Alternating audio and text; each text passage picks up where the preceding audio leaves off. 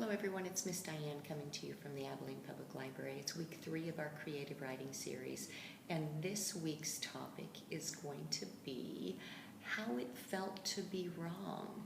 So, and all of the emotions that you felt when you were wrong, how you dealt with being wrong. So this could be a really interesting paper that you get to write. Emotions are reactions that you have to things that happen around you, and you use feeling words to describe them. And my poster here has a lot of feeling words on them. So because the events you react to are constantly changing, it's natural that your emotions would change too. That's why in the word emotion, the word motion is built right into it. You can be soaring to the top of the world one minute and feel stuck in the mud the next. Sometimes you may not even be sure how you feel at all. So the better that you become at identifying your feelings, the more that you learn about yourself. So I want you to think about these feeling words and ask yourself, which of these feeling words could you possibly have felt this week? And here are just some of them.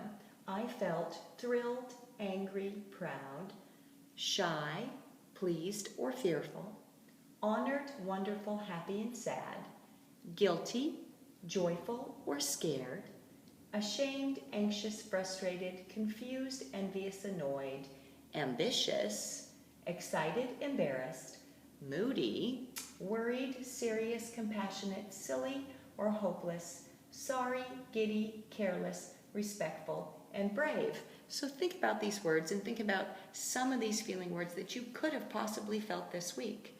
So what we're going to do in discussing what it feels like to be wrong, I have made another poster, and give me just a moment to put it up. I want you to take some time to understand the circle of emotions when being wrong. And again, here's the word emotions with the word motion built right into it. So your emotions about being wrong affect your thoughts about yourself. And then your thoughts about yourself affect your behavior. And then your behavior affects other people's reactions to your behavior. And their reaction affects your emotion, and so on. So we have the circle of emotions when being wrong. So for week 3, like I said, we are going to do a writing project about what it felt like to be wrong and how you handled it. So here's just a brief overview and some ideas of what you can, what I want you to incorporate in your paper. So for this project, I want you to think about these things and implement them into your writing. 1, how do you really feel when you're wrong?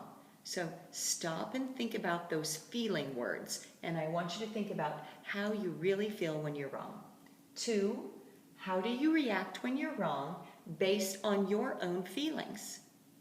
3, you may not always deal with your emotions from being wrong right away, and that's okay to put those emotions aside and let them rest for just a little while until you can deal with them later.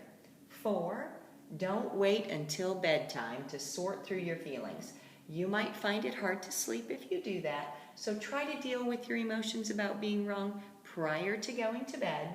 And 5, the different ways to cope when you're wrong are to journal, to talk to someone, to make the wrong right, to listen to the voice inside you when you are wrong.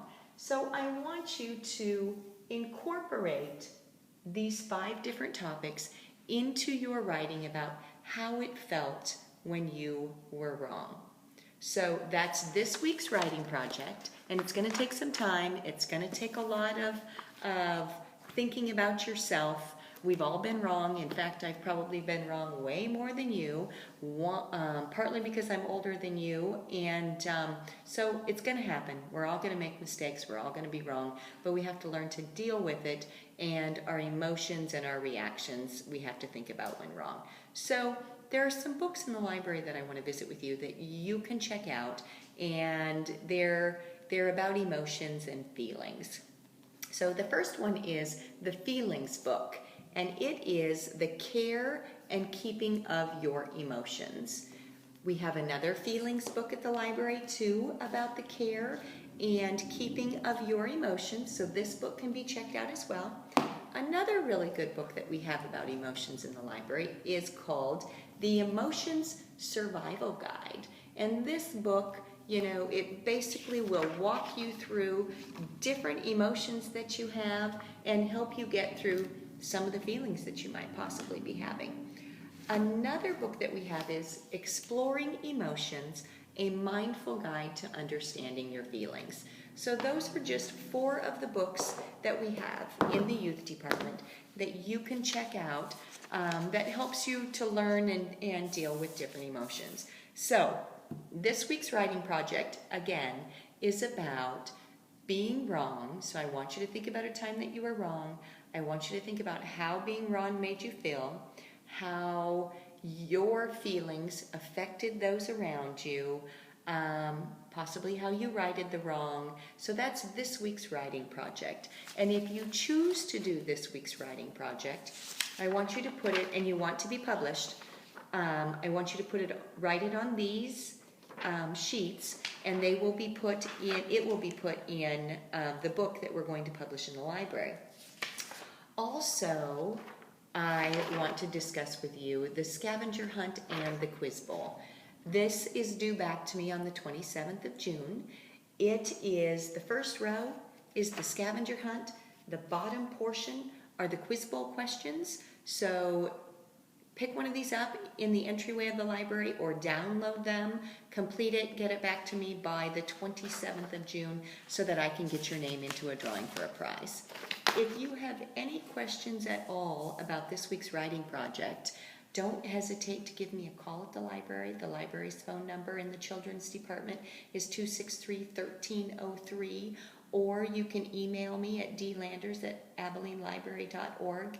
But I think this is a good topic for us to write about. We've all been wrong before, and this is a great way for you to think about how possibly you felt, how you righted the wrong, how your feelings affected other people around you. If you want to do this creative writing project and you don't want it published, you want to just do it for you, that's great.